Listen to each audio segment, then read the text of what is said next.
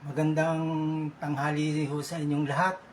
Ngayon po ay alas 12:33 na dito sa Pilipinas. Ngayon po ako po ay nasa Marikina, Twin Rivers Subdivision, Marikina City sa Parang. Ako nga po pala si Ginoong Remigio Balane na napapabilang sa isang tinatawag na targeted individual, psychotronic targeted individuals, na ang ibig sabihin ay isang biktima ng military operation ng psychotronics. At para po sa hindi nakakaalam, at bago pa lang sa ganitong usapin ng psychotronics technology, ito po ay isang teknolohiya na tinatawag na ginagamit at tinatawag na psychotronic technology. Ito po ay nakakapanood ang inyong iniisip at naririnig nila ang inyong iniisip. At ito rin po ay pwede kang panoorin sa malayo, katulad ng from space satellite, o kaya dyan lang sa kapitbahay mo. Ganito po ang teknolohiya na ito. Ako po ay naging biktima noong 1985 pa. So, 25 anyos pa lang ako noon at nag-uumpisang mangarap. So, ganito po yun. Kaya po ako ay natuto rito magsalita sa ganitong video para marami ipaalam sa ating mga Pilipino, ayon na rin sa aking mga nababasa noon pa at pinagtatakahan. At nakikita ko na nangyayari ngayon. So, hindi na po katakataka. Hindi na po, sa una po yan ay mga conspiracy theory lang. Pero ngayon po, nung ako po ay na-target, hindi na po naging conspiracy theory sa isipan ko ang lahat. Ngayon po, nung ako ay, nung naalala ko kasi noong 2000, noong 2010, ay may napanood ako na kasama ko yung kapatid ko at mga magulang ko, nanonood kami sa sala at ang palabas ng pelikula ay Chaos na pinagbibida ni Wesley Snipes at Jason Statham saka yung isa pang bata. Sila ay mga pulis. Pero ang titulo po ng pelikula ay Chaos. Isang pelikula na ginawa noong 2005 pero 2010 ko lang napanood kasi iniiwasan ko na noon ng mga manood ng mga TV at makinig sa radyo. Kaya po, naalala ko yung Chaos na yan kasi kailangan pong masabi ito sa inyo at malaman ninyo para bahagi ko naman sa inyo ang mga haka-haka at mga nakakagulong sa isipan na pangyayari dahil sa Chaos na pelikula na yan na naibigay. Ano bang kahulugan niyan sa Pilipinas? Kasi doon po sa salitang Chaos, inanap ko kasi may pinakita doon na libro, Doctrine of Chaos. So, nag-research ako ng Doctrine of Chaos. At kaya nga po, yan po ang titulo ng ang aking video na to ngayon.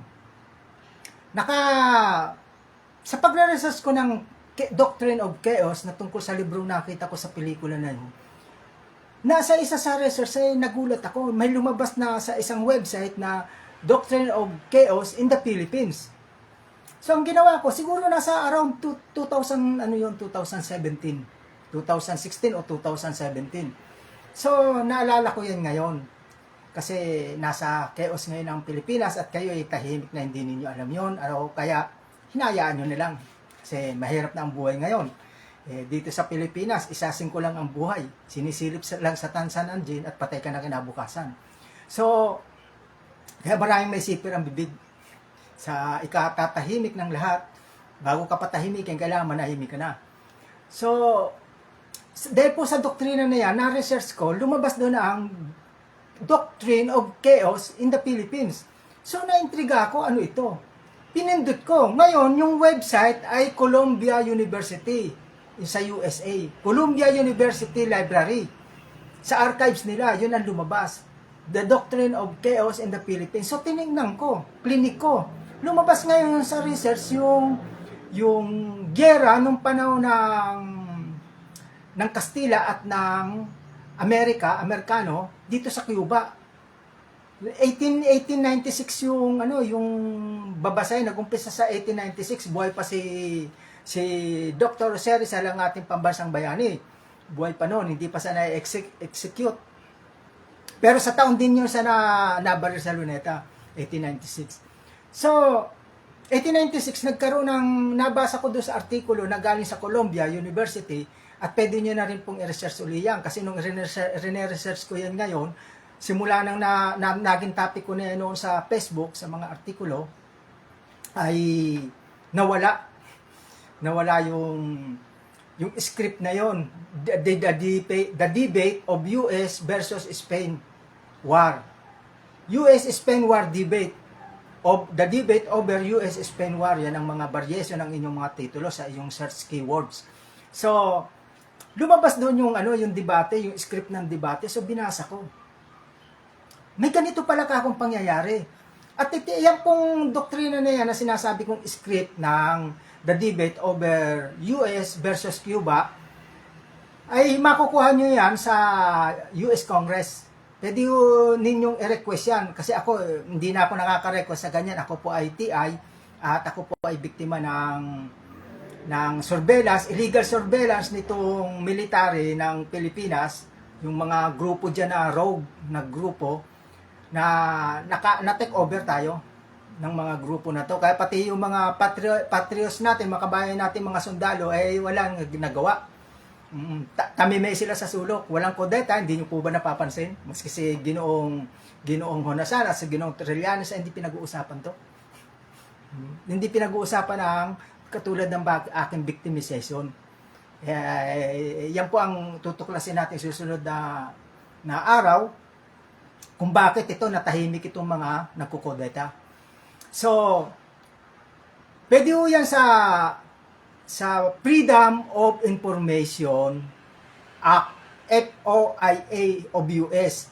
Pag ginamit nyo, pumasok ko sa Freedom of Information Act, mahihingi ninyo ang lahat ng dokumento sa US at ipapadala sa inyo. Kaya yan po ay isasabihin ko sa inyo, ganito ang ilalagay ninyo sa inyong research. Debate, US debate over US versus Spain war over Cuba. US-Spain war versus the debate, the script. Makukuha ninyo yung script niya, ibibigay sa inyo sa pamamagitan ng FOIA, Freedom of Information. So, ganito po yung nangyari. Ang Cuba kasi ay under ng Spain noong 1896. So, nag-umpisa yung giyera na yan, 1898. So, nagkaroon ng mga debate muna bago magkaroon ng Declaration of War. Hindi naman ura-urada doon sa US nung panahon, ay hindi utu-uto ang mga kongreso at mga senador. Sa palagay ko ngayon, ganun na nga po, utu-uto na silang lahat. Mga na yan, mga wala na. Yan ba naman po ang katotohanan? Tingnan nyo naman po si Trump, si Presidente Trump, kung ano nangyayari yung sinasabi niya.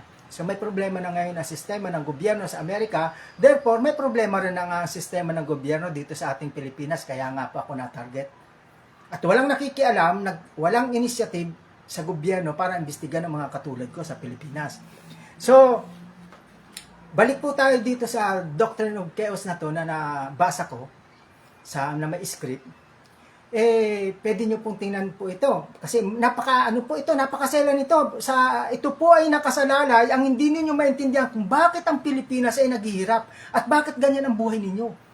Dito po sa debate na to nakasalalay yun. Nagulat ako, nabasa ko, kaya pala ganito tayo sa Pilipinas. Kasi nasa chaos of doctrine kung ano ang gagawin sa atin. Nandoon nakaplano na. At kung bakit ang China ngayon ay maunlad. Nandoon po yun ang dahilan. At bakit ang China maunlad at ang Pilipinas ay naghihirap. So, ayon sa debate nila, ang debate lang ay ukol sa approval ng Kongreso makipagyera sa US na ang usapan lang ay palalayain ang Cuba. So, malinaw po. Di nagbigay po ng Declaration of War ang Congress at Senate, lumalabas na buong gobyerno ng Amerika na magdeklara ng giyera sa US Spain. So nagdeklara po.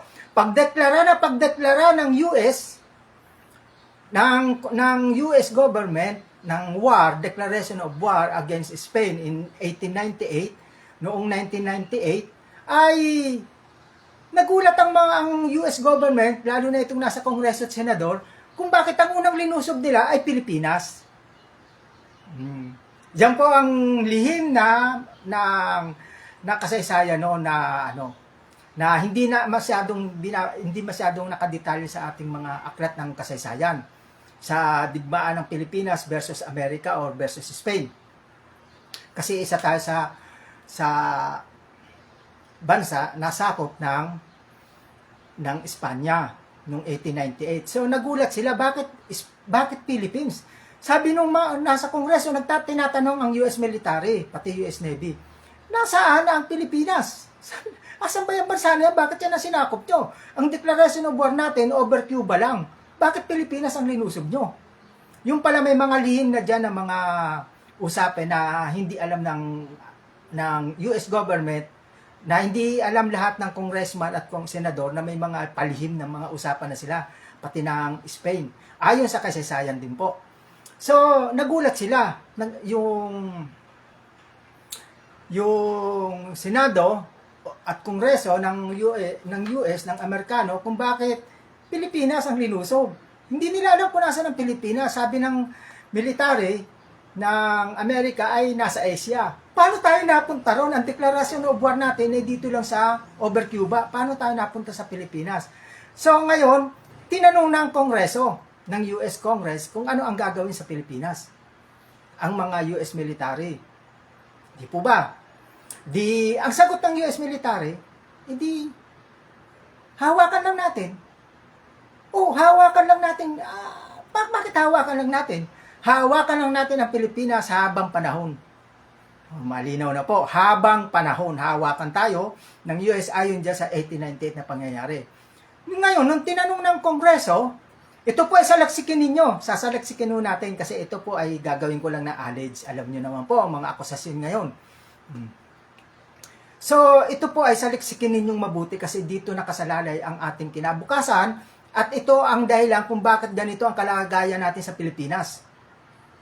Ngayon, tinanong nila, anong gagawin natin sa Pilipinas? Tinanong ng Kongreso ng Amerikano, anong gagawin natin sa Pilipinas? Ang sabi ng US Army, hawakan lang natin. Hawakan lang natin, hindi natin pauunlarin. Hindi, hawakan lang natin. Sino pauunlarin natin? Kailangan meron tayong bansang hawak na pauunlarin dyan sa area niya ng Asia. Andiyan dyan na ang Pilipinas. Bakit hindi yung Pilipinas ang pauunlarin natin at gawin nating powerful dyan para meron tayong satellite country? At bago pa po tayo maulawig, nung sinako po ang Pilipinas, nasundan ho yan ng Puerto Rico.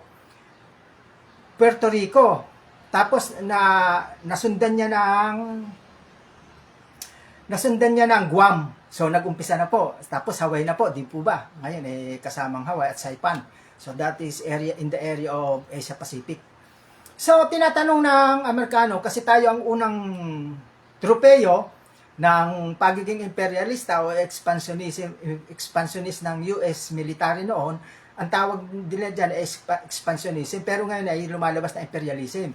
So, yan na po, tayo ang tropeyo kasi tayo ang kauna-unahang sinakop ng Amerikano sa pagiging imperialista nila. So, ganito po, tinanong ang Kongreso, ang military ng Kongreso kung anong gagawin sa Pilipinas at ang sinabi lang ng military ng US ay hawakan lang natin. Hindi, sabing gano'n ng US Army. Anong gagawin natin sa Pilipinas? Sino pa ularin natin? Di nagtanong na ang Kongreso ng ganyan kung sino pa unlad sa Asia Pacific kasi Asia Pacific yan. Kailangan may bansa ka dyan na maunlad at gagawin base yan para mahawakan mo ang militarily at economically at politically ang area ng Asia Pacific.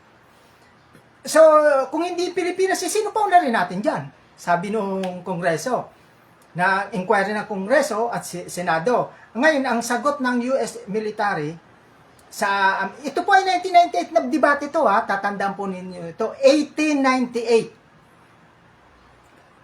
US versus over Cuba war versus Spain. US versus Spain, war over Cuba. Palalayain lang daw nila ang Cuba, pero ang sabi ko nga, ang unang linusob nila Pilipinas. So ngayon, tinanong ng Kongreso, sino pa uunlarin natin dyan sa Asia? Ang US military, bakit natin hindi pala Pilipinas? Hawakan lang natin yan habang panahon. Hindi natin paunlarin. Sino pa unlarin natin sa Asia? Ang sagot ng US military ay China. Yan, dyan na po nagkakatalo tayo ngayon. Kaya ngayon nagtataka ka, bakit maunlad ang China? At magtataka na kayo, bakit magkalaban, may alitan, may aligiran na ang China at US? So, nakikita nyo na po ba ang sarsuela? Ang sarsuela na yan. ng kunwari, girian ng US at military. So, hindi ako naniniwala. Kaya po ang dahilan kung bakit lagi ko sinasabi, hindi ako naniniwala na magkalaban ang US at ang China sapagkat ang China is made in USA. Naintindihan niyo na po kung bakit ko madala sa vlog ko ay banggitin ng ganyan na China is made in USA. Yan po ang basihan ko. Umunlad po ba tayo simula noon? May mga kumpanya po ba rito sa ang Amerikano sa Pilipinas? Wala, ni isa. May kumpanya sila rito ay Dole Philippines. Paano po naman yung Dole Philippines ay agricultural area yan. Sa konstitusyon natin, hindi pwedeng ipamahagi sa mga dayuhan ang industriya ng agrikultura sapagkat tayo ay mga magsasaka. So, ang industriya rito ng US sa Pilipinas ay Dole Philippines. Pinya! Pagtatanim ng pinya, yan po yung masarap na pinyang binibili ninyo. Yan po ay hawak ng Amerikano kung ilang hektarya yan sa Mindanao. Yan po ay bawal sa ating konstitusyon. Pero nangyari at noon pa. At walang nagre-reklamo ni isa sa congressman natin at walang sumisilip ni isa sa ating senador. Di po ba? So maraming magagalit po sa atin yan. So ganito ang nangyari. Yan po ang dahilan kung bakit wala ni isang kumpanya rito ang Amerikano. Hindi ko po sinasabing magalit sa Amerika. Hindi ito alam ng mga mamamayang Amerikano. The American people don't know this thing. So, kaya ngayon, tingnan ninyo, paano mo naman nasabi, Mr. Remigio Balane, na ang China ay pinaunlad ng Amerikano? Ganito po yan. Tingnan ninyo nung mga around 2015 to hanggang 2017, di po ba lahat ng industriya, major industry, ng USA ng Amerikano ay nailipat sa China. Di po ba? Nike, Adidas, tapos pati yung sarili nilang sapatos na nakalimutan, Red Wings. Exclusive yan na American shoes na original yun sa kanila na ginagawa na ngayon yan ng China. Ang tanong, may isa man lang bang industriya ng Amerikanong iniwan sa atin sa Pilipinas? Di po ba? Wala. O, lahat ng China. Kaya, huwag kayong magtataka kung bakit maunlad ang China. At sa pang nakakatawa, ang China ay hinawakan ang pagbabayad ng utang ng Amerikano sa IMF. Yan po ang mga dapat ninyong tinatandaan. Ang China ay hinawakan ang utang ng Amerikano sa IMF. Paano po yun? Para lang po yan sa sanlaan. Diba sa sanlaan po may resibo pag nagsanla ka ng relo. Tapos may resibo, hindi na matubos ng Amerikano yung relo niya. So, ang ginawa ng China, gusto mo, isanla mo sa akin ang resibo ng iyong pagkakautang sa relo at ako ang tutubos kung sakasakalang hindi mo na ako magbabayad ng interest. Ganyan po nangyari dyan sa utang ng Amerika, sa IMF. China ang humawak. So, paano po ninyo aasahan ng China at ang Amerika ay magigera? Hindi po ba? Dapat linawin po natin ang ating pag-iisip sa ganyan. Huwag po tayong kung ano-ano ang mga sinasaksak natin sa isipan natin sapagkat kailangan natin maging isang bansa sa pag-iisip at maintindihan natin bakit ka Pilipino. Parang wala na tayo sa panahon ngayon ang pagkamakabayan ay namatay na. Sabagay, hindi ko po kayo sinisisi kasi ang pagiging makabayan, ang nasyonalismo ay namatay na sa panahon ni Bonifacio kasama ni Gat Bonifacio na namatay yung ating katipunero. Ang nagtatag ng katipunan at yung katipunang itinatag niya ay yun din ang pumatay sa kanya. At siya ay namatay na mag-isa kasama ng kanyang kapatid na si Procopio Bonifacio sa Bundok Buntis. Opo, Bundok Buntis at namatay siya doon. Hindi siya isinilang. Ganun po ang nangyari. At nang hindi na naisilang sa Bundok Buntis ang ating pagiging makabayan. Kasama ng naibaon ni Ka Andres Bonifacio. May pagmamahal pa ba tayo sa ating bayan? O kakabukang bibig na lang. So, ganun po yon. Pero meron pa naman dyan ng mga idealista, may idealismo na naisip nila yan. Pero this is the truth.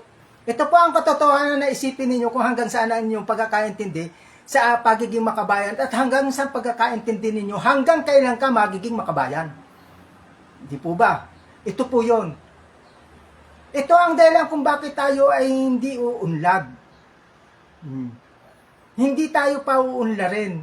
Kasi itong US Army, ay yan ang sinabi sa script. Kaya nga po, para mapatunayan po ninyo yan, kasi ito po ay napakahalaga sa ating hinaharap. Di po ba? Nga po, tinanggal na ng panahon nila ERAP, nung mga sila Nikki Cosseteng, panahon nila ang base militar ng Amerikano, pinatalsik nila ang Amerikano at maraming usapin dyan, marami pong lihim dyan. At kung yan ay pag-uusapan ninyo, ang lihim dyan sa panahon nila ni Senator Joseph Estrada at pagpapat nila Senator Salonga, pagpapatalsik dyan sa base ng militar, ay may mga kanya-kanya panlihim dyan na nakasingit. At malalaman nyo, kung manunod kayo sa Pinas lang na magiting na si Percy Lapid sa kanyang mga video, ay marami kayong matututunan kay Percy Lapid nung buhay pa.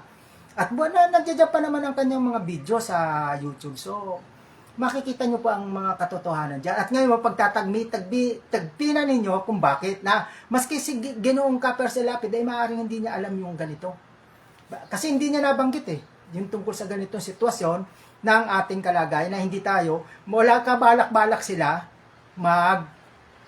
paunlad ng Pilipinas. Bakit? Bakit po? Ito po ay masakit isipin sa isang samahan ng Freemasonry. Ang Freemasonry po ay talagang in-excommunicate yan ng Katoliko noong panahon ng 1729. So sumama dyan yung mga hardliner na protestante. So Protestant and Catholics, in-excommunicate yan.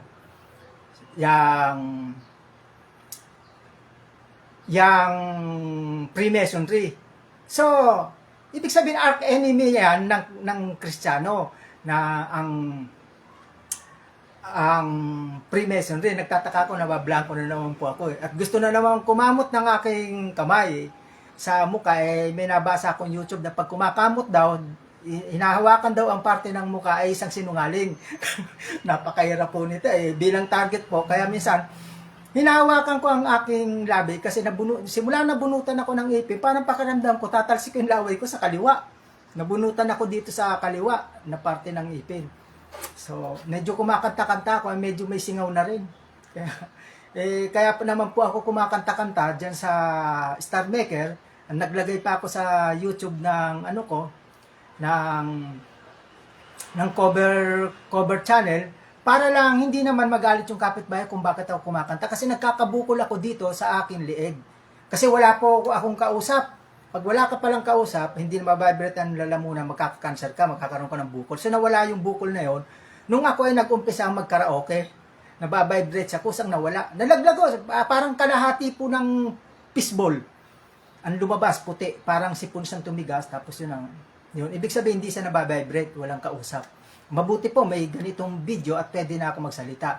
At bumalik po tayo dun sa bakit ang China ay maunlad? Kasi nga po, lahat ng industriya at nasa China. At alam nyo po ba na pwede nyo pong saliksikin uli at para mapatunayan natin ang katotohanan, baka galit lang ako sa Amerikano, iniisip ninyo, at sa gobyerno ng Pilipinas, kaya ako ganito.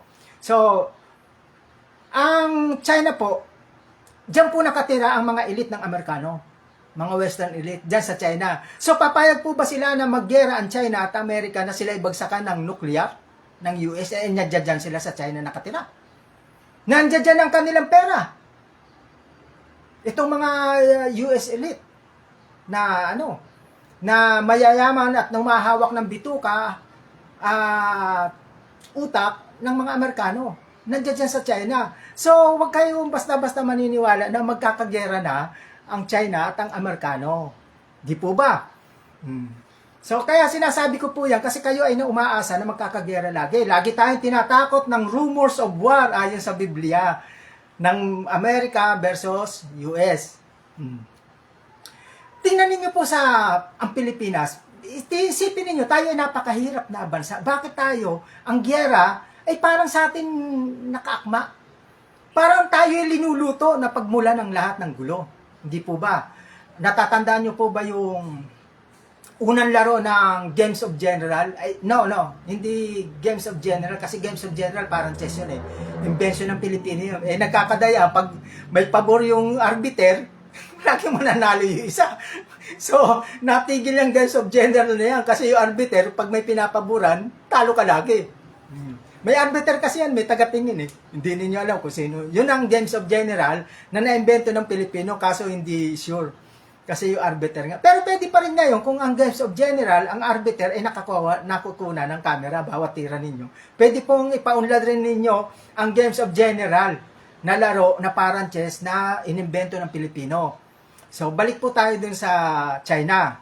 So, hindi po sila papayag na magkakaroon ng giyera ang Estados Unidos versus China. At alam niyo po ba na noong ko pa nabasa, siguro mga 2015, kasi 2015, simula ako nag-Facebook, mga 2012 nawala na ako ng trabaho eh.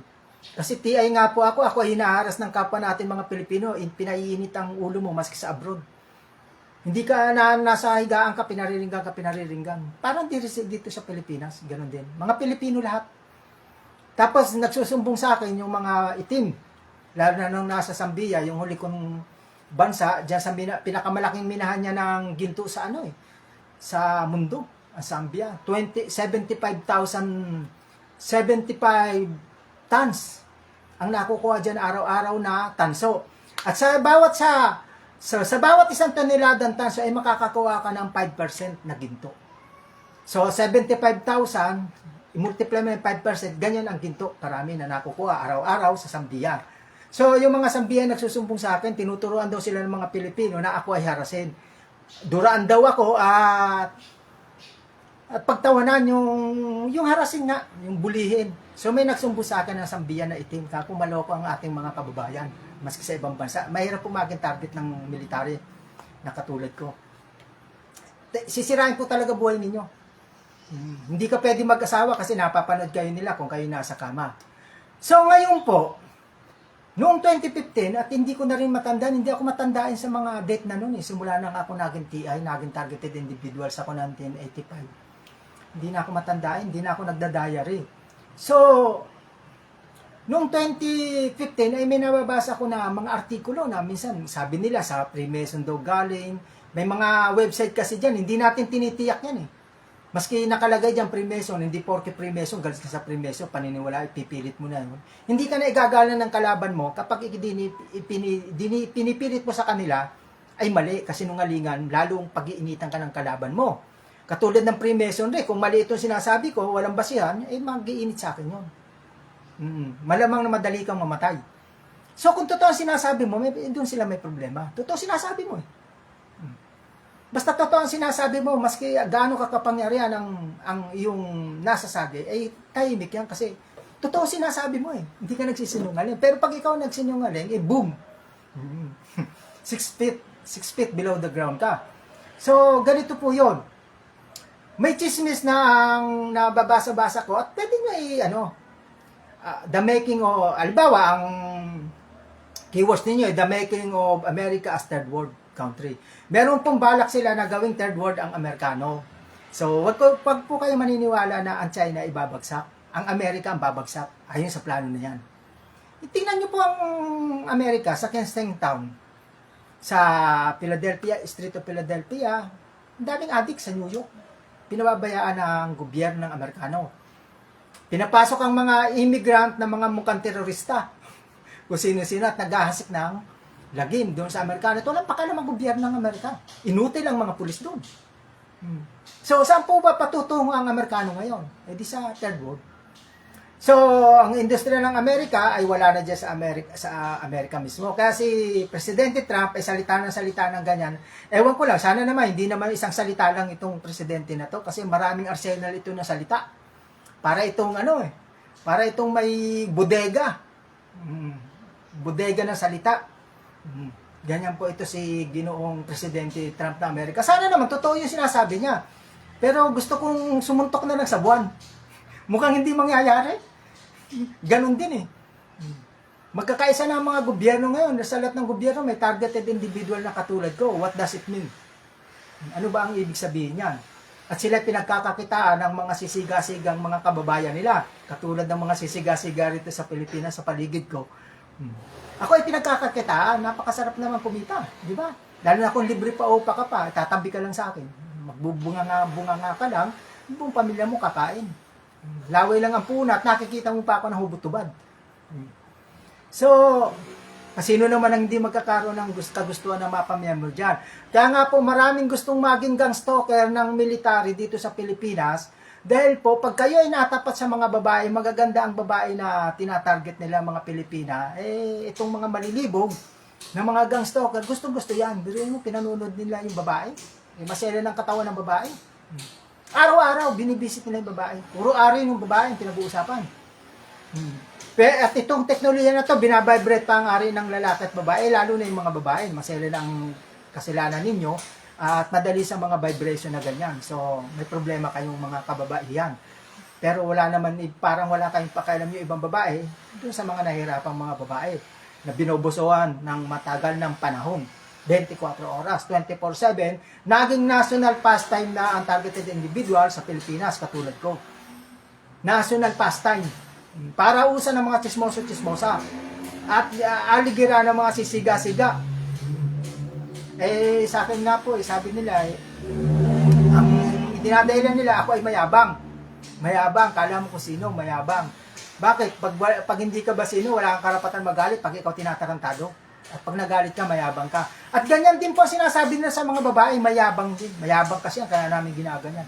Para bang bawal sa Pilipinas ang kayabangan.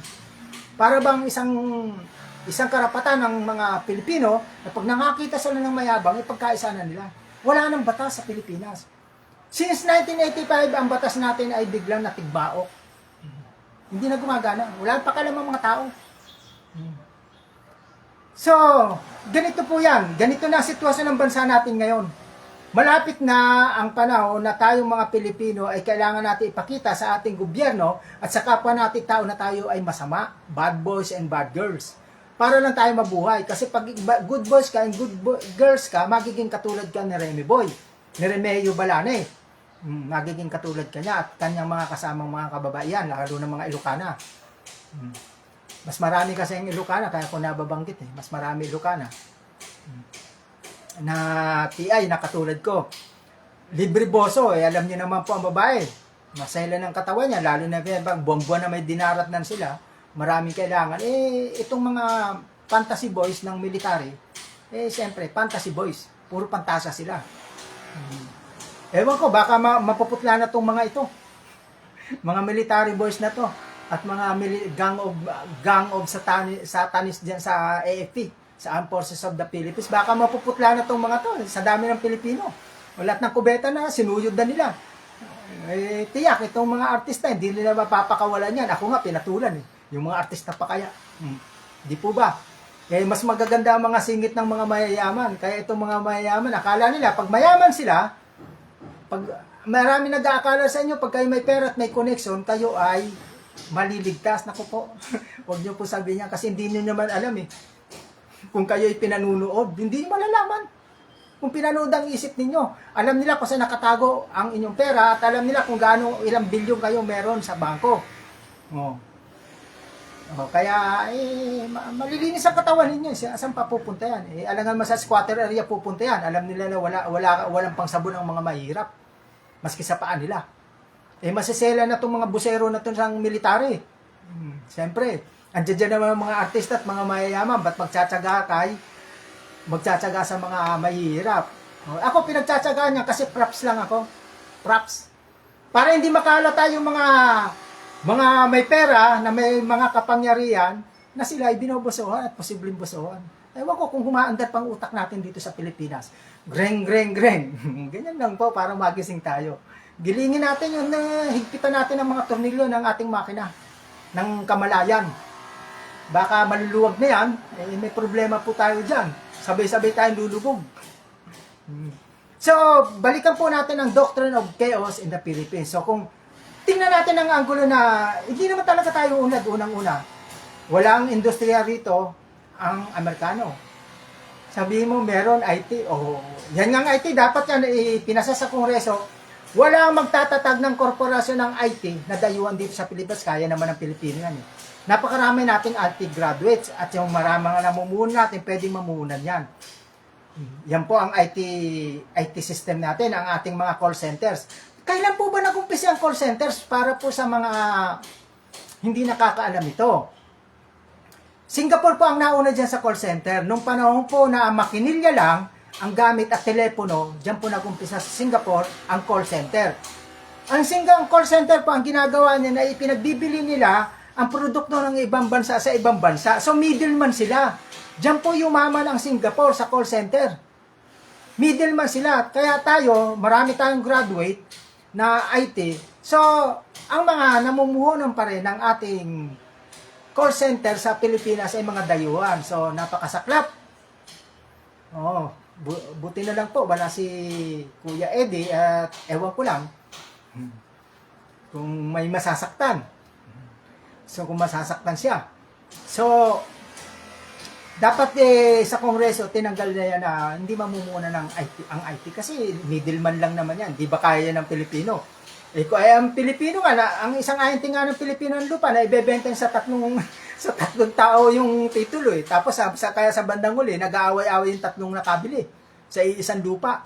Ganyan po kagaling ang Pilipino. Tapos ang call center lang, pag bebenta lang ng ng ibang bansa, produkto mo ng Pilipinas, produkto ng ibang bansa, kailangan pa ng dayuhan. Sa palagay nyo kaya, gaano kalaki ang niyan, ang puhunan niyan?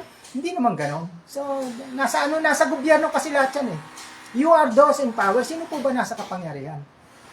You can do everything when you are in power. So, wala namang masama doon sa batas ng Pilipinas puro sa ikaunlad at para sa karapatan ng tao. Pero may karapatan pa po talaga ang tao. Ngayon, sa Doctrine of Chaos na nabasa ko sa Columbia University, pwede po kayo mag-request. At saka i-search nyo na po ngayon. I-search nyo na po ngayon yan, Doctrine of Chaos in the Philippines para sa 1898 debate over Cuba.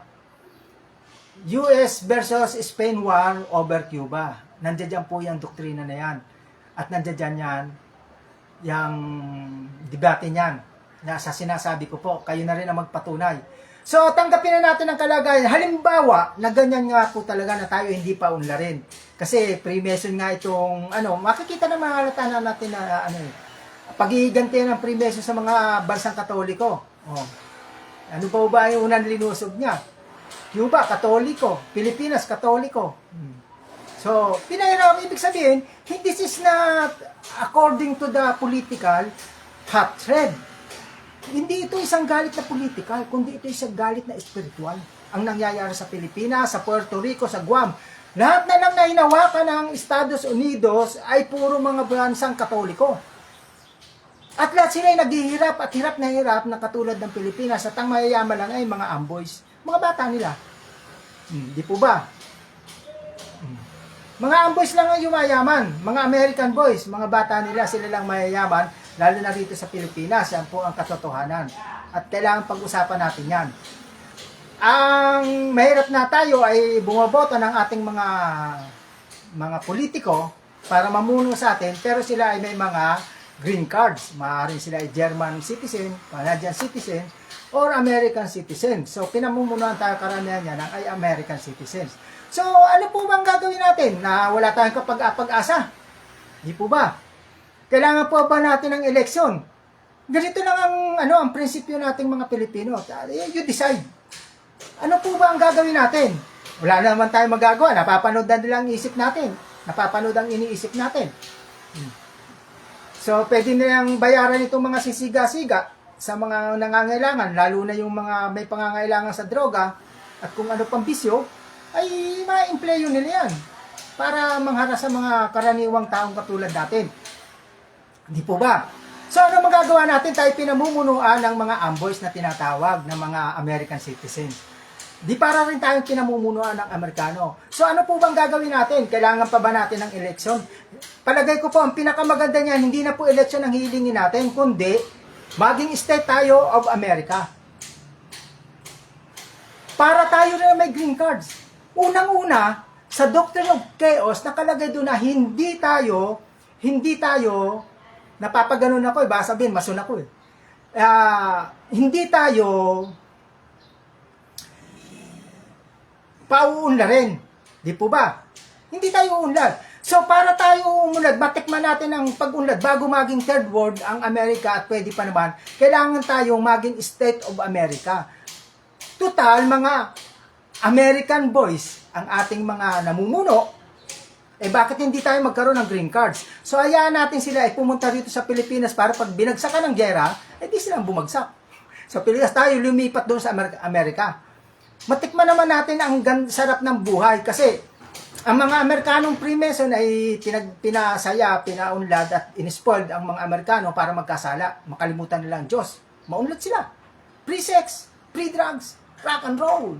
So, ganon. Anong ginawa ng mga Freemason dito namumuno sa atin? Ang mga politiko natin, puro Freemason.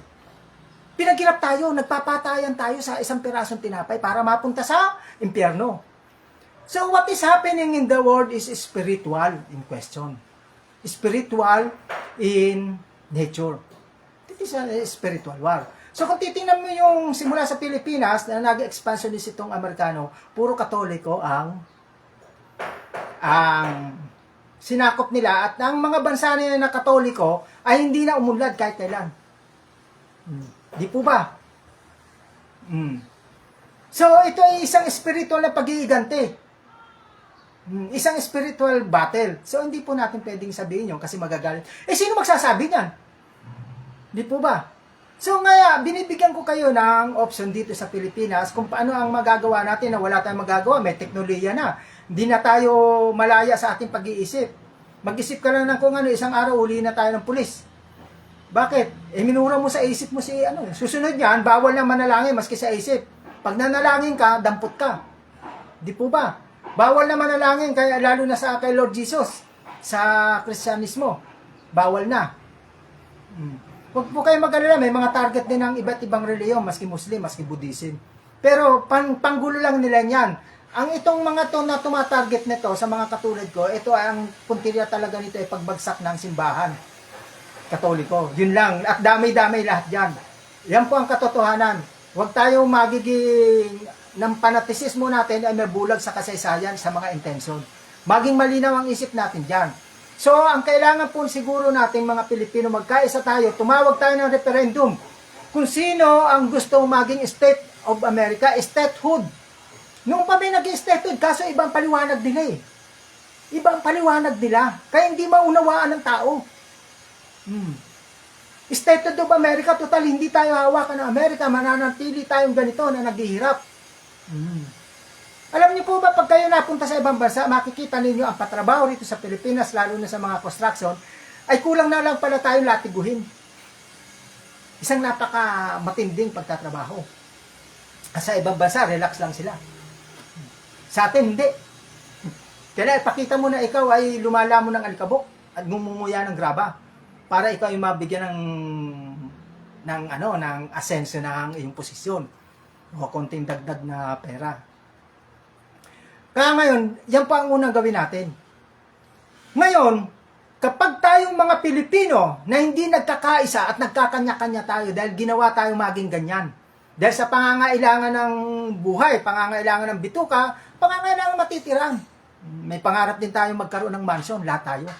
Sino ba ang gustong manatili? Kundi yung mga gusto lang talagang manatili, nasa sakahan. Ako hilig ko rin magsaka Okay lang sa akin maging mangingisda ko, kaya nga lang, ang pangingisda ko ay barko. Barko ang gagamitin. Gusto ko big time na fisherman ako. Di po ba?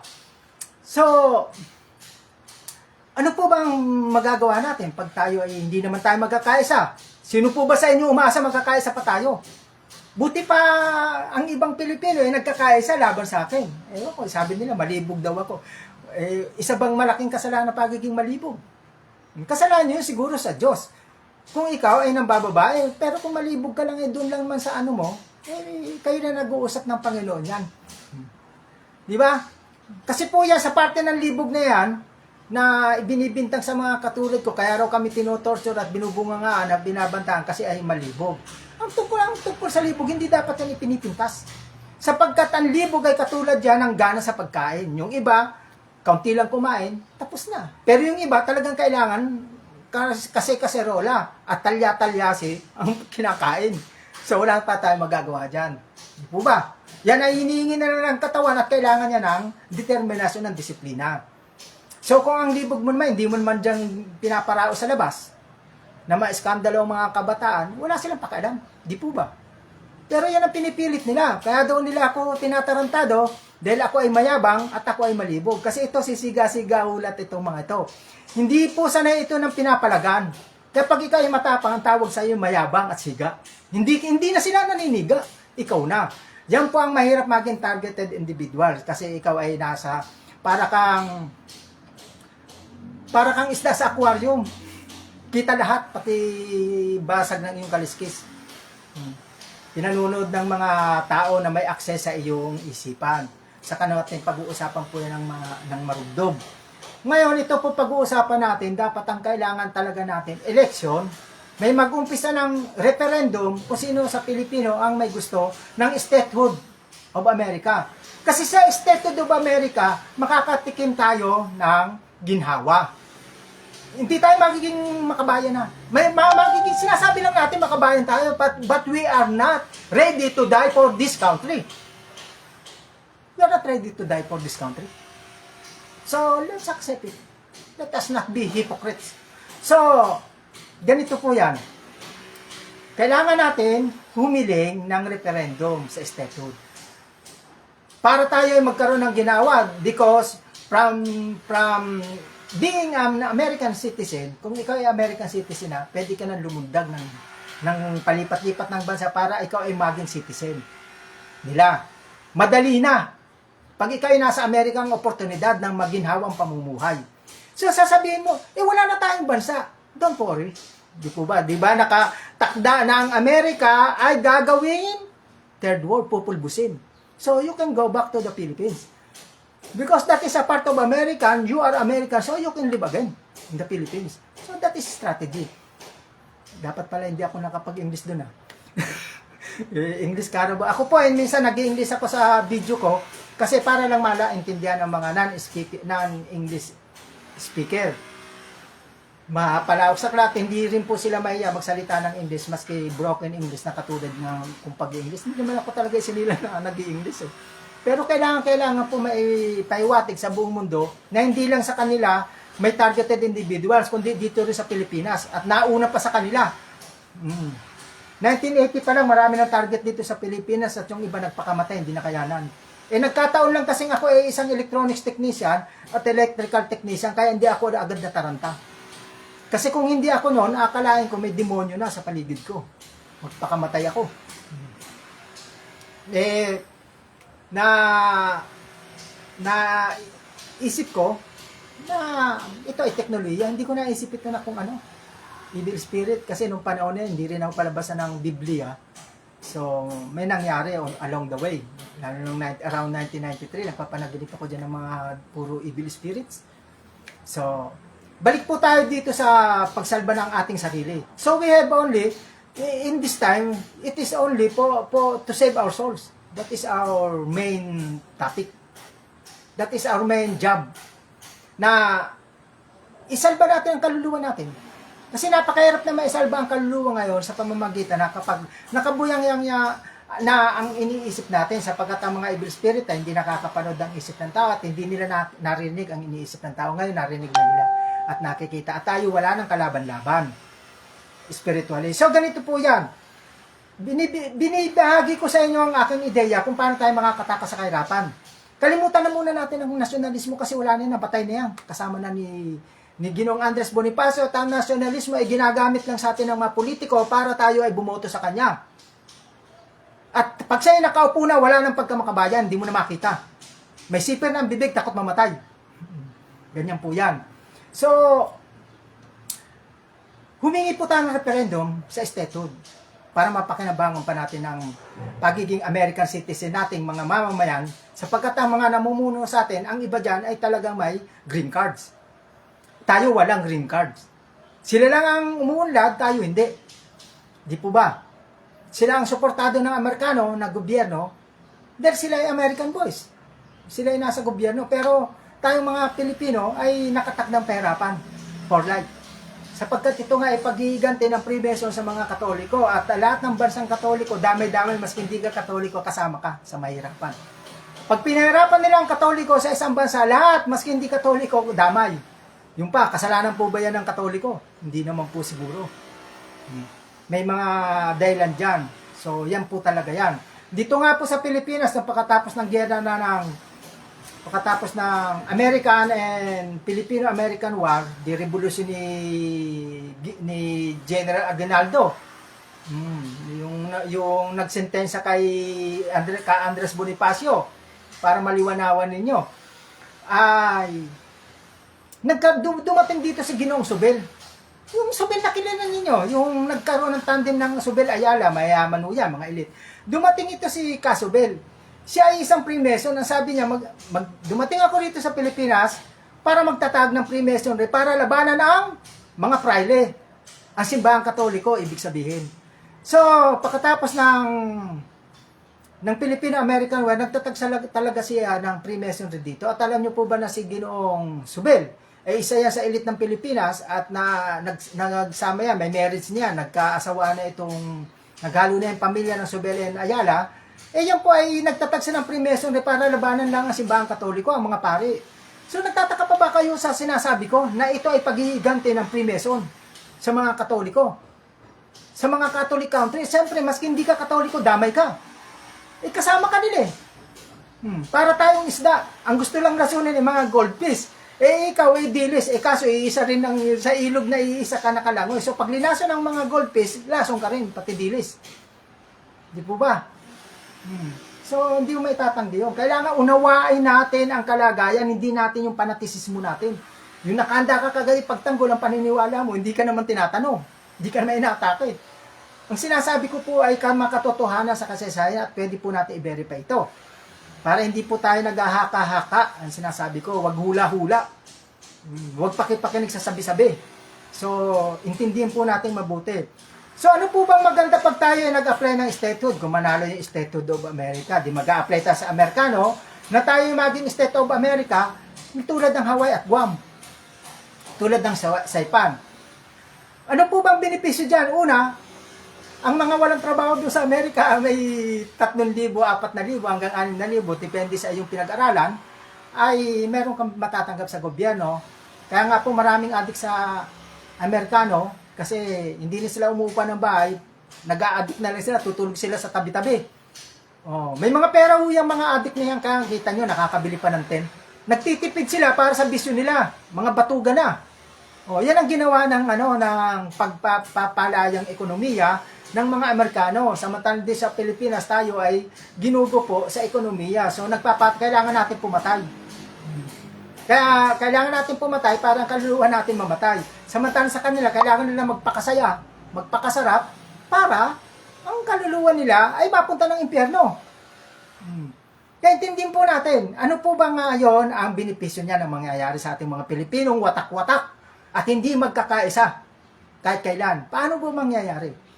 Kapag halimbawang ang mga Amerikano ay tinanggihan tayo sa ating application, na statehood of America, tinanggihan tayo, dyan tayo matatauhan ng mga Pilipino. Kailangan na pala natin tumayo sa ating sariling paa. Tinanggihan ka na ng sisiksik ka pa. Di ba? So, gagawin mo na lang na silang kaibigan. So, doon tayo matututong tumayo sa ating sariling paa, mga Pilipino. Kapag tayo oras na tinanggihan. Ngayon, kung oras na tayo tinanggap, hindi makakatakas tayo sa kuko ng mga Maya. Yung mga naghahari-harian dito sa Pilipinas, ang mga kuko ng mga kapwa natin Maya ay nakabaon sa ating likod. Makakatakos tayo. Doon tayo sa Agila. Pag bata ka na Agila, wala na siyang kuko sa'yo. Hindi ka na umahawa ka ng Agila. Laki ng paa nun eh. Pagod sa'yo, kahawak sa'yo ang likot mo. Ikaw lang isang pipit. Pipit na Pinoy. Maliit ka lang. So, hindi ka pakikalaman. Pag ikaw ay naging American citizen, marami kang posibilidad. Kasi we are saving soul only. Up to this time, we are only saving soul. You cannot save the nation anymore.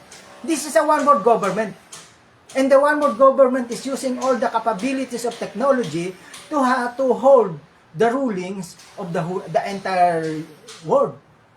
If not the entire universe. They are looking for that, the entire universe. Of course. So, parang yan, parang pating yan. Pag nakatikim na yan ng dugo ng magana pa uli yung biktima yan. Pag nahawakan niya ng buong mundo, anong hawakan niya? Di universo. Ganun po talaga yung pangangarap. Kaya, yan po ang magagawa natin.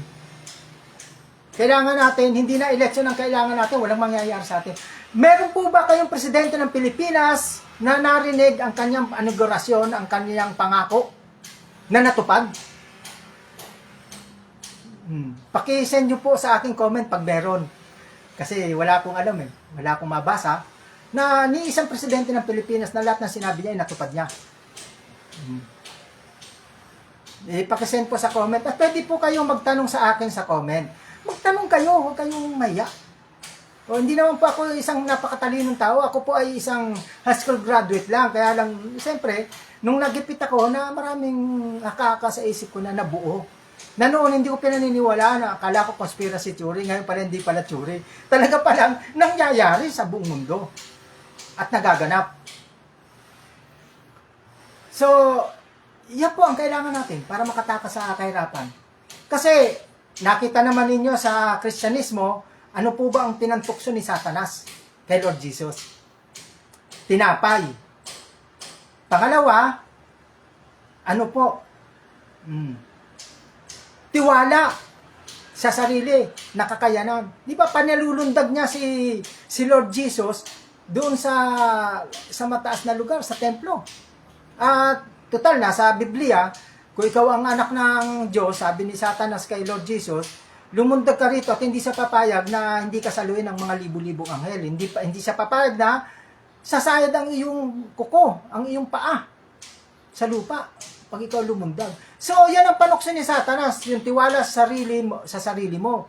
Na ikaw ay may kakayanan, so lulundag ka, so nadali ka ni Satanas. Pero ang unang ginawa niya, tinapay.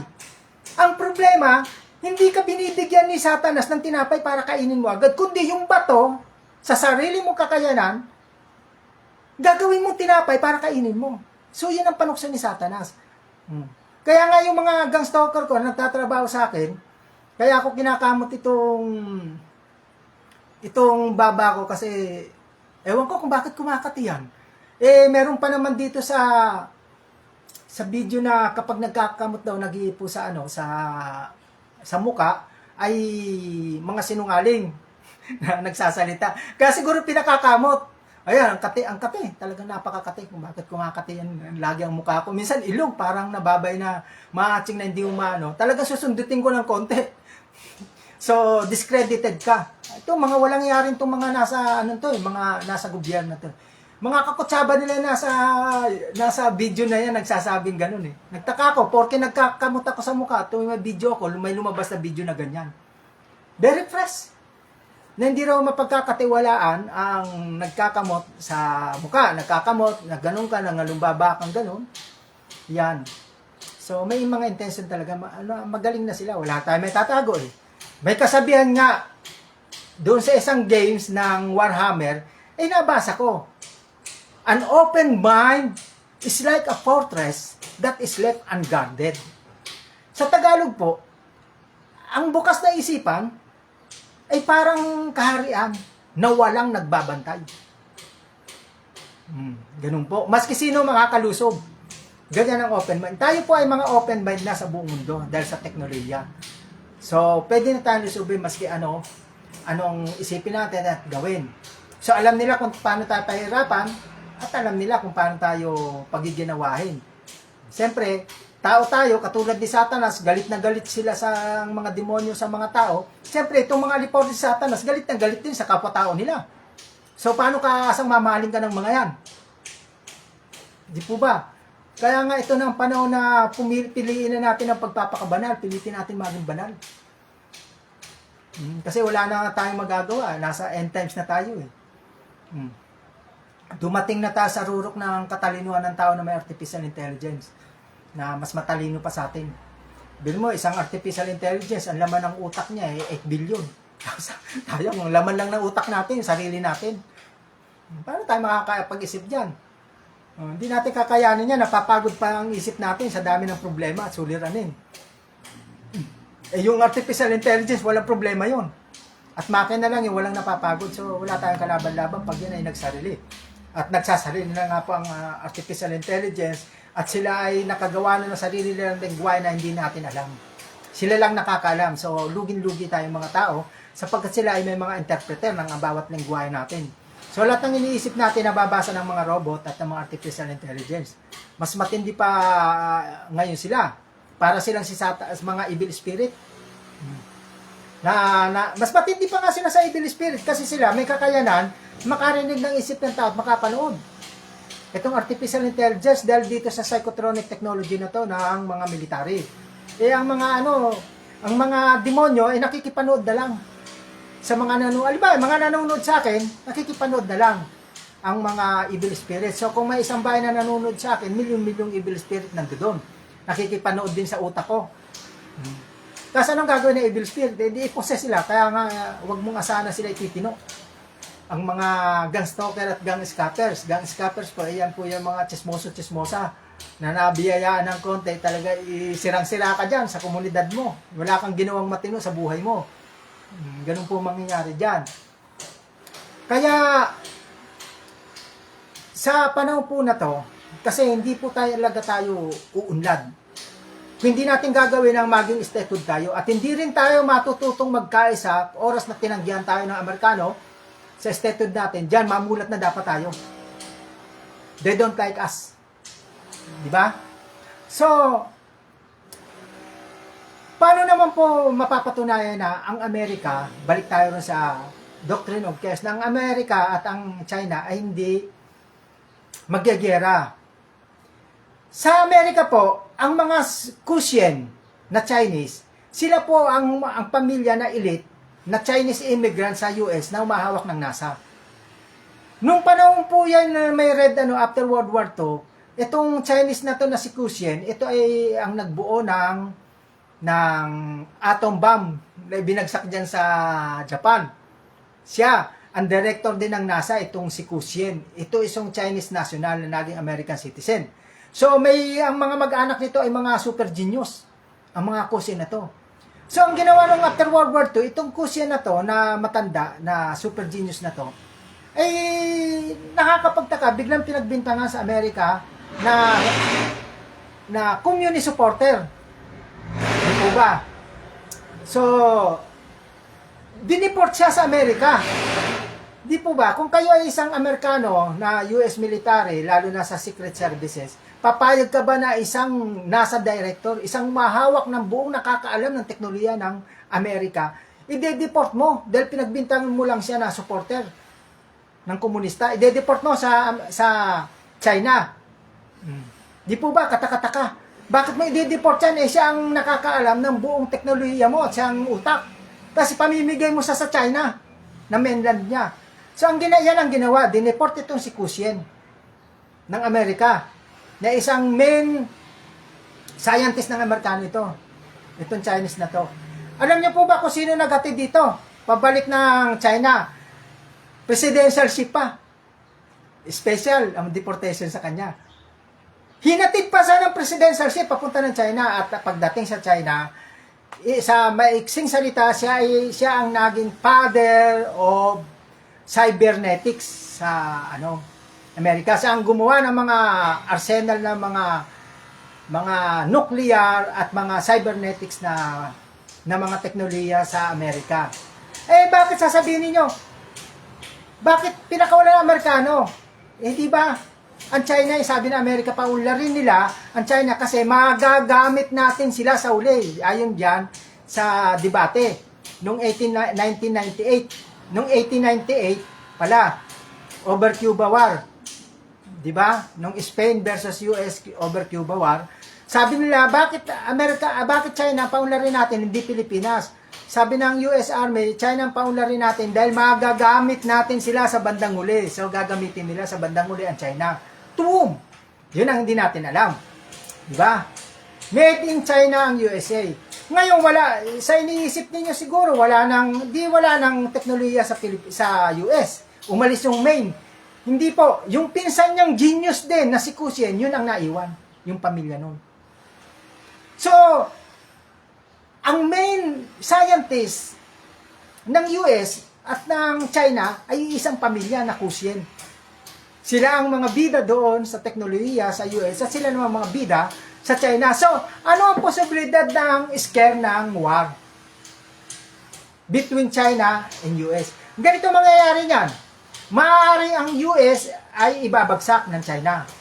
Sapagkat nakatira nga ang mga elite ng US dito sa China. Alam nga naman pumayag sila na yung Amerikano, ibagsakan ng nuclear ang China, hindi tinamaan sila doon, kasama yung elite.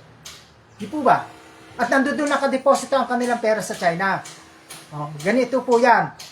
Kapag ikaw ay milyonaryo lang in terms of dollars, diyan ka na sa Caribbean. Di po ba? Pag ikaw naman ay mga milyonaryo ka lang, diyan ka sa Caribbean, magdideposito ng iyong mga ninakaw o kaya ng iyong kayamanan na pinaghirapan o pinaghirapan mong nakawin. Diyan mo ilalagay sa Caribbean. Ngayon, kung ikaw naman ay bilyonaryo lang, bilyonaryo, mga sumula sa $1 billion, $2 billion, 3, ganyan. Diyan ka naman magtatago ng iyong pinaghirapan o pinagnakawan sa Caicos Islands sa Turkey. Yan. Di po ba? Ngayon kung ikaw ay super billionaire, diyan ka sa China. Naintindihan nyo na po. Diyan ka sa China magtatago ng iyong pinaghirapan o pinagnakawan. So, hindi na po sa Switzerland. Sa Switzerland, masyado ng booking ngayon na yan ang bansa ni Satanas. Diyan nakatira Satanas. Ayaw niya na po rin yan i-review. Diyan nakatira Satanas sa Switzerland. At nandiyan dyan yung isang makina na nakalimutan ko ng pangalan nito. Naku po, lagi kong dinidiscuss sarili kong isip yun. Ngayon, nilimut ko na naman na pwedeng portal na mabuksan ng impyerno para mapalaya nila ang mga demonyo doon. Para pagdating na Lord Jesus, super sila sa dami ng armas.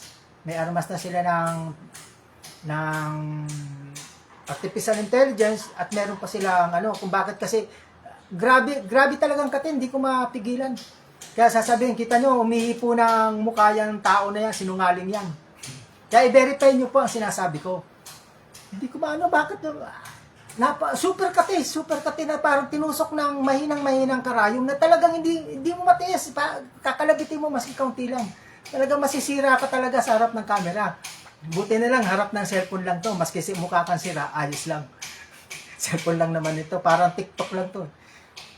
Praning ka, mas okay, mas maraming viewer. Ngayon, diyan po may may collider na tinatawag. Collider nga po pala yun. Na nakagawa daw sila ng antimatter at nakita nila yung isang antimatter, isang matter na kung paano nag-umpisa ang universo. Isang pag-uusapan po natin yan pag may panahon. Kasi ako po ay walang wifi, ako po ay umaasa sa data. Pag ako po ay nakaipon ng mga data ng mga 10 GB, yan, magla-live akong ganito. Pag wala, edi wala po. Walang live. So, bubuksan nila ng collider na yan, ang impyerno, para makatakas doon lahat ng evil spirits. At itong teknolohiya na psychotronic technology ay gusto nilang ipaposes sa lahat ng evil spirit ay magkaroon ng tigi-isang katawan ng tao. Possess ang mga tao. Kasi pag may nasa katawan sila ng tao, ay kailangan mo pa-exorcise. So gagawin tayong army of darkness versus pagdating ni Lord Jesus. So mag-iingat po kayo. Kasi itong psychotronic technology dito ay may kasama itong witchcraft. Ito ay satanic. Ito ay, ang main purpose nito ay buksan ang inyong mga third eye at kayo ay maposes ng evil spirits. So, yan po ginawa ang teknolohiya na to. At ang collider na yan, ay tingin ko ay naghahanap ng portal. Portal ng impyerno at portal ng langit. Balak nilang lusubin ang langit. Di po ba? Nung panahon na yan, nung ni Nimrod, si Nimrod ay nagtayo ng Tower of Babel. Yung Tower of Babel na yan, hindi po basta-basta tower yan. Yan, ang tower na yan ay portal ng langit. Gustong lumusod ni Nimrod sa langit, magkaroon siya ng portal. Pintuan, papunta ng langit. Ayan, kaya maaaring kung nagawa yun ni Nimrod, ginagawa rin yan itong mga ito na mga namumuno sa atin. Kasi si Nimrod ang kanilang idol eh. So ito ay portal. So ang labanan na to ay talagang spirits, hindi lang ito technology or economic or politics. Mainly spiritual ang labanan niya sa mundo. Pati mga teknolohiya na to ay for the purpose of spiritual warfare. So Kaya po, naipaliwanag ko na siguro kung bakit kailangan tayo mamiling mga Pilipino. Parating eleksyon o magkaroon tayo ng eleksyon ng statehood kung sino ang may gusto sa mga Pilipino. At kung manalo ang ayaw nila na statehood, edi kayo na lang ang pumunta ng Amerika. O kaya pumunta kayo ng ibang bansa. Dahil sinasabi ko sa inyo, hindi kayo uunlad dito sa Pilipinas. Una, ayaw nating paliwanag, walang nagpapaliwanag sa inyo masyado na noong panahon ni Presidente Marcos Sr. sa kanyang martial law, ang nakautang siya ng 26 billion para sa pagpapaulad ng Pilipinas. At isa sa 26 billion na nautang niya sa IMF ni Sr. Marcos, ni ex-president Sr. Marcos, yung nauna, 1972, nung naupo siya, naging diktador siya, tapos nakautang sa IMF na 26 billion, kasama sa 26 billion ang usapan na gawing OFW mga Pilipino. Kaya kailangan i-justify ni ex-president Marcos Sr. na may kakayanan siyang gawing mga OFW ang Pilipino. Kasi ang Pilipino noon, maski mahirap ang gusto, maski komersyo man lang, makagraduate ang kanyang anak. Hindi uso sa Pilipinas ang vocational. Walang Pilipino nangangarap ng vocational lang, puro graduates, puro bachelor, puro college graduate. So nagawa ni Marcos yan na ipaliwanag sa IMF para makautang siya. Inimbento niya ang NCEE, National College Entrance Examination. NCEE. So maraming bumagsak, so naging kayong mga vocational. Kaya kayo ngayon in-export sa Saudi. Kaya wag kayong aasa ng gobyerno niya bibigyan kayo ng patrabaho na hindi na kayo aalis ng Pilipinas, malabo po yun. Yan po ang paliwanag dyan. Hindi kayo bibigyan ng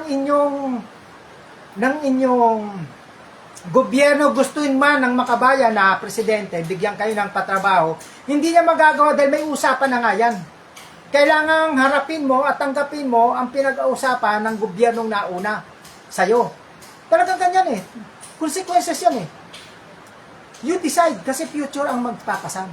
So you have to accept kung anong pinag-usapan nung panahon na yon. Mapipilitan kang labanan yon, iburahin yon, i-abolish mo yon via law. So magagawa mo ba yun sa Senado?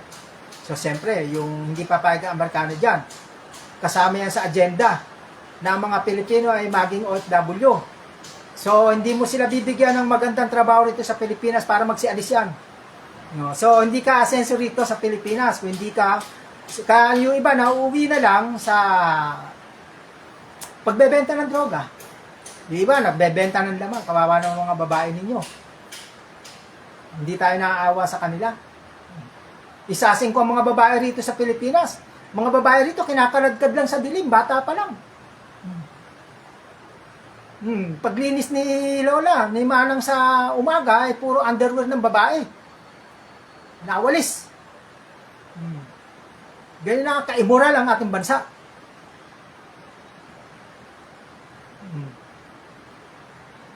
Ganyan ka-immoral. Uso ang sex party. Tingnan nyo nga, mag-type lang kayo dyan, search kayo ng sex party area sa internet, magulat kayo kung sino pa yung nasa probinsya, yung pa pinakamarami. Libo-libo na sex party site. Tapos sasabihin nyo sa akin, pinagbibintangan ko kayo ng, sinisiraan ko ang Pilipinas. Hindi, mamulat po tayo. Nakikita nyo sa video, sa Olongapo, yung mga babae doon nakakapit sa isang matanda. Hindi naman nagsipasok yan dito sa NAIA para mapakinabangan yung passport nila na bilang tourist. Diyan yan lumalanding mga militarya ng US. Lumalanding dyan sa Olongapo, Subic Bay, bababa dyan at mambababae. Hindi sila turista, sila yung mga terorista bababa dyan. So, walang pakinabang ang turismo natin sa kanila. At tahimik na lang kongreso ninyo at ang senador ninyo. Ganyan po, kaya sinasabi nila ako ay baliw. Ganyan po ang mga kabaliwan ko sa aking isipan. So, linalabas ko lang, binabagay ko sa inyo kung ano yung mga nakakabaliw sa aking mga isipan. Ganyan po. So, yan ang nga pang katotohanan na ang China at ang Amerika, huwag nating asahan yan na magkaaway. Pero alala ko na naputol na naman ako dun yung Game of Generals, yung larong Generals nasa PC. Nakalimutan ko yun eh. Hindi nyo napapansin yung Generals, Command and Conquer na unang laro. Nagtataka kayo, China versus ano ang nasa introduction ng laro. Lalabas yung China, mapa ng China at mapa ng USA. Bakit may mapa ng Pilipinas sa gitna?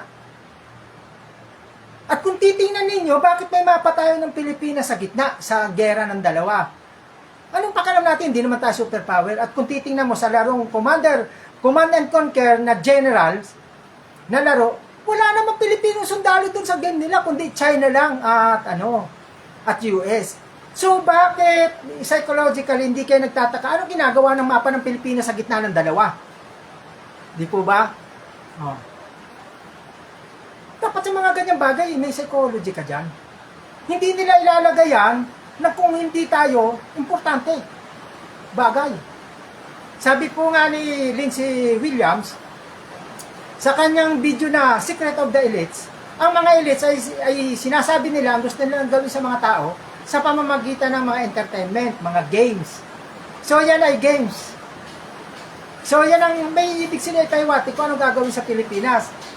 Tayo ay lulubog. Oo.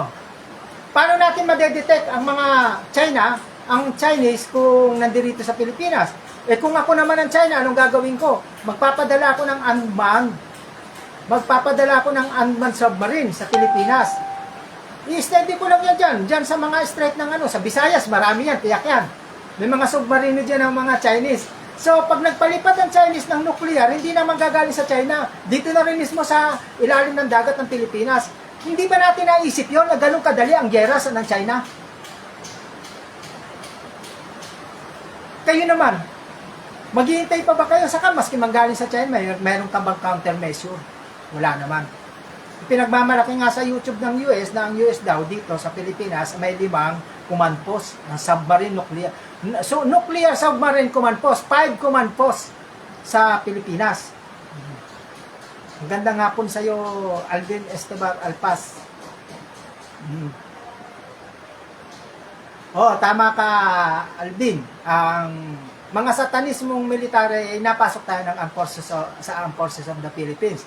Maski maalala ko yan, kasi may isa tayong nanonood na isa ring target na katulad ko, si Alvin Esteban Alpas, ay isa ring biktimang katulad ko. Sa isang video ni Colonel, patay na ito si Colonel Nugget, Bobby Nugget, na-recruit siya ng CIA Pentagram. Yung CIA Pentagram pala ay isang satanista. Nung na-recruit siya, nagulat siya, yung kanyang boss na CIA, ang linalakaran daw ay nag-aapoy. Biriin mo, yung hinakbangan niya, nag-iiwa ng apoy. O ganun ka demonyo, yung maamo niya, takot siya, hindi siya makaalis. At tuwing bilog ang buwan, pinakakain sila ng abo ng tao at pinainom ng dugo. So nag-defect siya. Buti na lang inakikita niya parati ito si Miracle Crusade. Nung nasa hospital siya, ito Miracle Crusade, nakalimutan ko itong founder nila. Sa Miracle Crusade, na-convert ito sa, nagpatotoo. Si Colonel Bobby Nugget. So, totoo na may talaga sa military kasi ang mawak sa buong mundo niya, nag-umpisa yan sa NSA. Ang naging director ng NSA, isang satanista na si Ray Aquino. Hindi yan yung si Ray Aquino na controversial natin, na kinulong sa US, na PMA graduate yon. Hindi po yung si Ray Aquino na controversial dito sa Ray Aquino rin po. At junior din, pero ito ay puti. Blonde ang buhok nito, isa itong satanista. Nung naging NSA chief siya, pati CIA nasakop niya.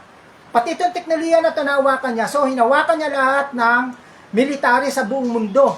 At ipinasok niya, hindi ka magiging tataas ang rango mo kung hindi ka member ng satanista nila. So, that is the truth. Kung paano nagkaroon ng mga satanista sa ating gobyerno.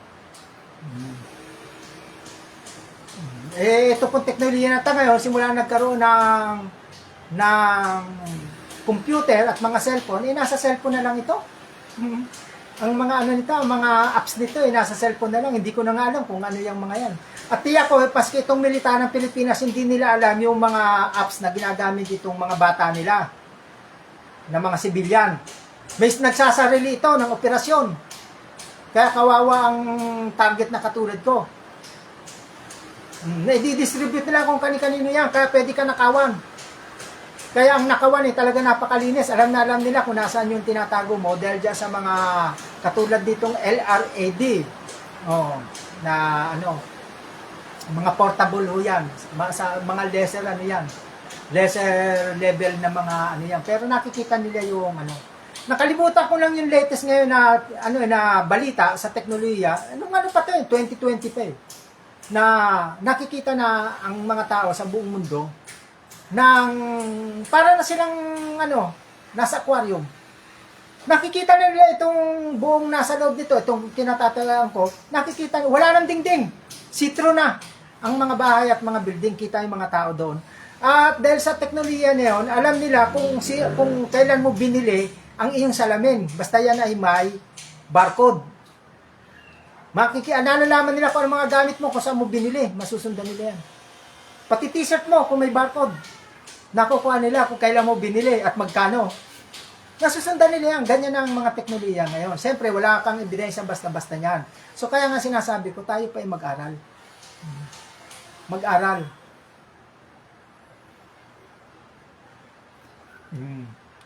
Kaya, mga gang stalker ko rito yung ano yung mga nasa construction gang talkers pala. Habang nagtatrabaho yung mga yan, panay ang sundot niya ng mga karga-karga sa akin. Kaya inayaan ko na lang yung mga yan. Ano na yan Susunod yan, kawawa na tayong mga nagpapatrabaho. Mamaya, hindi natin alam kung ito nagre-repair ng ating bahay, member ng satanista, maging biktima pa tayo. So, mag-iingat po tayo. Talagang ganun ayaw na, hindi naman mababantayan itong mga construction boy ang ranggo nila. Puro ito nagigipit. Construction boy din po ako. Alam ko kung paano ang trabaho na yan. Parang, ang kita dyan parang sakit ng tiyan, pasumpong-sumpong lang. Kaya nga po, pag ikaw nag-construction, mayayaman ka lang, magiging milyonaryo kung ikaw mag-abroad. Susunod na video po ay pag-uusapan po natin kung anong kurso ang kukunin ninyo na 2 years dito sa Pilipinas para kayo ay kumita ng mga mahigit 1 milyon. Ang kita dyan sa abroad. Sayang nga, matanda na ako nung nalaman ko yan. Huli na. So, pag-uusapan po natin yan. So, pinag-uusapan lang po natin ngayon ay kailangan natin ng itong kasing teknolohiya na to, walang batas ito Pero ito ay napapaloob. Pwede mo silang kasuhan dito, napapaloob sa felony. Pag-traidor ng bayan. Human trafficking, non-bailable yan. Kaya ito, nananakot ito Kasi human trafficking itong ginagawa nila sa amin sa mga targeted individuals. Human trafficking ito. Kawawa dito mga babae, durin mo. Wala ka may tatago. Iniisip mo pa lang, nangatil lang ang singit mo, pag-isip mo, nakita na agad nila. Ito po si Alvin Esteban Alpas na nanunod na yung kasalukuyan na lumalabas sa aking screen ay siya po ay isang OFW. Ngayon ay nasa Macau, China. Kaya dito po, dyan nasa Macau, alam niya marami ritong TI na katulad niya. Sa Middle East, marami na rin. Mga Pilipino rin. May mga Pilipinong OFW, pag uwi ng Pilipinas, victim na siya. May nagbubunga nga na sa utak niya, hindi niya malaman. Nagkakapampangan, may nag-Ilocano, may Bicolano, Bisaya, lahat-lahat na nagwain natin. Ganun po. So, puputulin ko na po ang video na to at salamat po sa pagtsatsaga ninyo at maglagay po kayo ng inyong katanungan sa komentaryo na pag-uusapan natin kung anong tanong natin, kung anong mga ebidensya na maipapakita ko sa inyo ayon sa aking sinasabi. Ilalagay ko rin po yan dyan sa comment section para makita ninyo. Kaso pag nailipat ito sa ibang platform, nawawala ho lahat yun. Dito lang ito sa Facebook, makikita yung mga link ng mga basehan ko para mabasa nyo rin at kayo rin ang umusga ng katotohanan. At ngayon po ay malakas ng ulan dito at maaaring hindi na narinig ang aking boses. Biglang lumakas ang ulan. Kaya sa susunod po nating panayam, ay pag-uusapan po natin ang paraan, ano po ba ang mga kurso na in demand sa labas. At ano din po ang gagawin ninyo sa mga kurso ninyo na hindi nyo magamit, katulad ng nursing, kakaunti lang ang hospital dito, wala kang internment. Oh. Anong gagawin mo sa kurso na yan? Kailangan marunong po tayo sa conversion sa ating mga pinag-aralan na hindi magamit. Hindi makatugma dito sa Pilipinas dahil sabi ko nga po sa inyo, hindi tayo bibigyan dito ng patrabaho ng gobyerno sapagkat sila ilalabag sa napagkasunduan ng IMF. Kaya sa susunod sa eleksyon po ay mag-isip-isip po tayo, ano po ba hilingin natin? May mag-umpisa sana ng botohan ng statehood. Kung ilang Pilipino ang may gusto ng statehood. Kasi may laban po tayo diyan kung tayo statehood eh. Kasi kung state ka, di ba? Sino ang ayaw sa mapunta ng US? Kung papaaral ka ng nurse, kailangan matalino pa yung nurse mo. Makapasa ng CFGN. Pag nakapasa ng CFGN, saka lang mapupunta ng US. Samantalang kung ikaw ay Amerikano ka, American citizen ka, ang kita mo ay pang-Amerikano. So, pwede kang manirahan sa Amerika. At pwede kang mag-transfer ng iyong citizenship bilang Canadian, German, o kung ano pa man. Sapagkat ikaw ay Amerikano, madali na ang pag-unlad sa buhay mo. Sapagkat sa kasalukuyan, tayo walang pag-asa. Wala akong pag-asang nakikita po sa Pilipinas. Wala. Ako po ay hindi, sabihin na lang pessimistic ako. Pessimism na yung nawawalan ng pag-asa. Hindi naman po. Makikita naman sa analysis. Sa analysis natin. Wala tayong kalaban-laban. Ang ating negosyo rito ay puro human power. Manpower. Wala tayong produkto na ginagawa. Wala tayong saling produkto. Lahat ng umiikot at binibili natin ay kalakal mula sa ibang bansa. Ang pera natin ay lumalabas sa ibang bansa. Di po ba?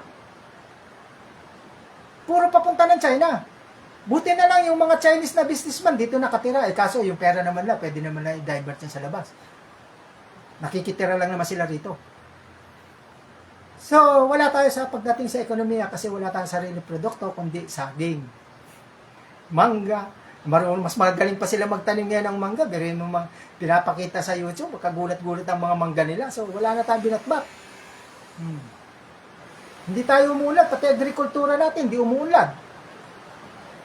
Kaya ito na ang panahon, ang ating agrikultura ay pinabayaan nila.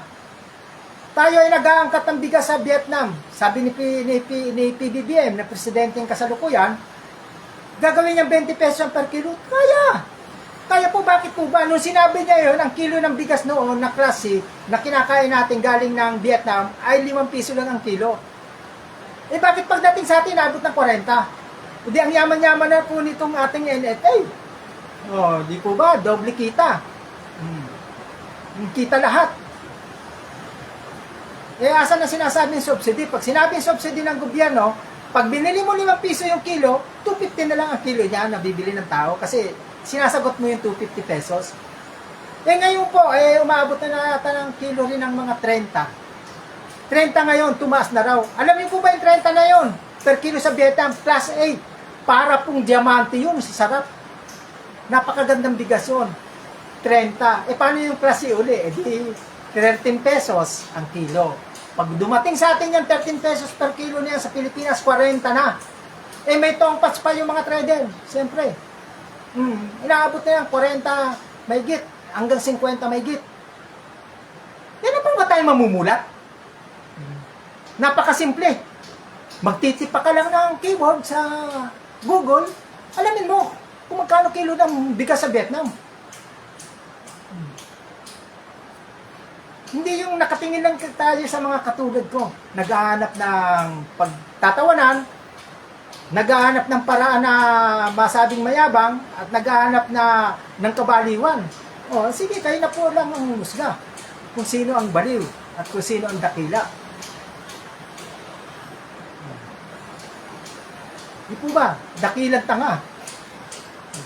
Kasi ganun kasi ang ginagawa ninyo. Nitong aking mga gang talkers, gang scappers, naghahanap lang yan ng mapagpipintasan. Sisirain daw nila ang ulo ko. Yan ang sinasabi nila. Kaya hindi naman ako pinatutulog na nitong military na to dahil para magkasakit. Siyempre, pag kulang ka sa tulog, praning-praning ka. Kaso nagtataka sila, pagsalita pa nga ako ng ganito. Saka, paalala ko po sa inyo, ako po ay nabubuhay mag-isa. Wala po akong asawa, hindi ako nag-asawa kasi wala nga kaming privacy pagdating sa kama. Kawawa naman yung mapapangasawa ko sa bandang huli, makakaway ko pa mga bayaw ko kasi napapaya yung kanilang kapatid. Alam ko nang mabubuyang yang ang katawan ng kapatid nila, linigawan ko pa't ginawa ko pang asawa. So ang una ko makakaaway yung mga bayaw ko, so hindi ako nag-asawa. Masusulsulan yun ng military, yung bayaw ko, hanggang yung bayaw ko pa pumatay sa akin. Dahil may dahilan, bayaran sila ng military. Pero hindi pa mangyayari yun kasi may mga amo to sa labas eh. Yun ang magdidikta kung papatayin ako, hindi. Mga alipores lang to nasa Pilipinas. Tapos, kaya, opo, sa katulad dito sinasabi ni Ginoong Alvin Esteban Alpas, sa Middle East ay marami ng PI, marami po talaga. Pag umuwi ng Pilipinas, katulad ko na sila, may narinig ng mga boses sa amin. Pinapraning na. Saka, yung mga kamag-anak ninyo nasa abroad, kung ako sa inyo, wag nyo nang pagbakasyonin. Wag na silang magbalik bayan, baka ma-target pa. Marami nagbalik bayan lang dito. Mga American citizen na Pilipino ay na-target na. Kaya, mag-iingat po tayo. Maraming salamat po sa inyong lahat at nakikipagpalig sana sa lakas ng aking boses ang ulan dito sa Marikina. Marikina pa, parang Marikina. Nandito po ako sa Twin Rivers Tours of Division along Granite Street. Maraming salamat po sa inyong lahat at wag po natin kalilimutan ang paniniwala sa Panginoon sapagkat yan po talaga ang buhay natin yan. Ito ay spiritual warfare. Wala na pong iba. Wala na pong iba. Kaya pilitin po natin maging banal sapagkat yan ang hinihingi ng ating Panginoon at huwag tayong magsasawang manalangin. Wala na tayong laban ngayon. Wala na tayong laban kasi may teknolohiya na ang mga alipores ni Satanas at nasa kanila ang lahat ng armas ng bawat bansa. So, gumawa po tayo ng paraan. Pag-isipan din po natin ang ating statehood of America. Pag tinanggihan tayo ng Amerika, hindi matututunan tayo tumira sa ating sarili, mga paa. Hindi ko sinabi makipagyera tayo sa Amerika. Hindi na po mangyayari yun kasi ang mga bansa ngayon ay New World Order na po tayo. Nagkakaisa na ang mga bansa. Hindi po sila magkakalaban. Tayo na ang kanilang kokontrolin. Mga tao. Takot sila sa atin kasi 8 billion tayo, eh ang mga military, kaunti lang. So, kailangan tayong makontrol.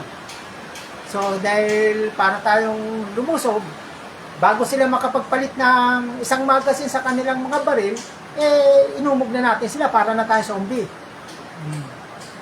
Sige po, papaalam mo po ako sa inyo at sa susunod na video ay sasabihin ko naman po, babaginaw kayo ng ideya kung paano at kung anong mga kurso ang inyong kukunin at kung anong mga trabaho ang in demand sa abroad.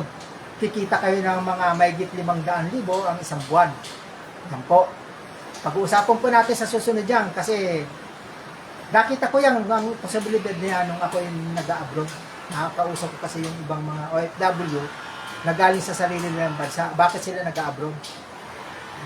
Magandang hapon po sa inyong lahat at pagpalain tayo ng Panginoong Diyos. Ngayon po ay Biyernes ng Hunyo, ika-6 ng Hunyo, 224. Sa English po ay Friday, June 6, and 2024. Kasi baka hindi ko nabanggit ang panahon na to, baka may mag-chap-chap nitong video. Tapos gawin akong katawa-tawa. Maraming salamat po sa inyong uling lahat. Ako po nga po pala si Ginoong Remeo Balane, isang tinatawag na targeted individual ng psychotronic technology ng military. Maraming salamat po.